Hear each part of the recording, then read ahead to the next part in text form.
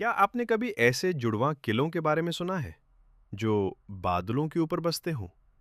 महाराष्ट्र के नासिक जिले में मनमाड से थोड़ी ही दूर समुद्र से करीब 3,200 फीट की ऊंचाई पर खड़े हैं दो अद्भुत किले, अंकाई और टंकाई। ये सिर्फ पत्थरों के ढेर नहीं हैं, बल्कि एक बीता हुआ सुनहरा इतिहास है, जहां यादवों, मुगलों, निजामों और मराठों ने राज किया। मॉनसून में ये पूरी तरह हरी चादर ओढ़ लेते हैं और सर्दियों में यहाँ की धुंध ऐसी लगती है मानो आप स्वर्ग में बैठे हों। लेकिन इस स्वर्ग तक पहुंचना आसान नहीं। दुश्मनों के लिए तो ये लगभग नामुमकिन था। अंकाई किले की सुरक्षा व्यवस्था इतनी मजबूत थी कि इसमें सुरक्षा की 7 परतें थीं। सोचिए, 7 दीवारें पार करनी थीं। और सबसे खतरनाक हिस्सा, आखिरी सीढ़ियां इतनी संकरी थीं कि एक समय में सिर्फ एक ही आदमी ऊपर चढ़ सकता था। यानी अगर कोई सेना चढ़ती भी तो दुश्मन ऊपर से एक एक करके तीर बरसाते। यही वजह है कि ये किला सीधे युद्ध में कभी नहीं हारा। इतिहास की किताबें बताती हैं कि ये किले 14वीं सदी से भी पुराने हैं। इन्हें देवगिरी के यादवों ने बनवाया था। लेकिन सबसे दिलचस्प किस्सा है शाहजहां का। हाँ, वही शाहजहां जिसने ताजमहल बनवाया। 1635 में जब मुगल दक्कन की तरफ बढ़े तो उनके सेनापति खाने खानन ने महसूस किया कि ये किला सीधे हमले से नहीं जीता जा सकता। तो उन्होंने क्या किया? रिश्वत। उन्होंने किले के अंदर बैठे निजामशाही कमांडर को पैसे देकर दरवाजे खुलवा लिए। यानी ये किला तलवार से नहीं, बल्कि चालाकी से जीता गया।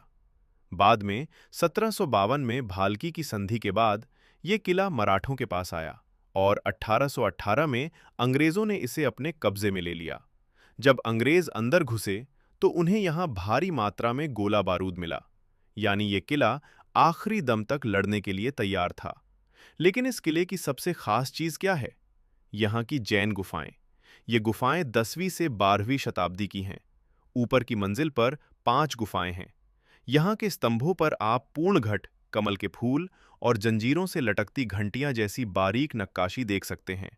सबसे अनोखी बात, गुफा संख्या 2 में जो इंद्राणी की मूर्ति है, आज वही मूर्ति भवानी माता के रूप में पूजी जाती है। यानी यहाँ जैन और हिंदू परंपराओं का अद्भुत संगम है। वही किले के मुख्य द्वार के पास ब्राह्मण गुफाएं हैं, जहां भगवान शिव और विष्णु के द्वारपाल जय विजय की टूटी हुई पर भव्य मूर्तियां आज भी खड़ी हैं। अगर आपको भी ये जगह अपनी आंखों से देखनी है, तो सबसे आसान रास्ता है मनमाड। मनमाड रेलवे स्टेशन से अंकाई गांव मात्र 10 किलोमीटर दूर है।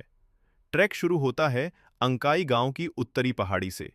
रास्ता चौड़ा और सुरक्षित है। आपको दोनों किलों को देखने में करीब 3 घंटे लगेंगे। यहाँ आने का सबसे अच्छा समय अक्टूबर से फरवरी के बीच है।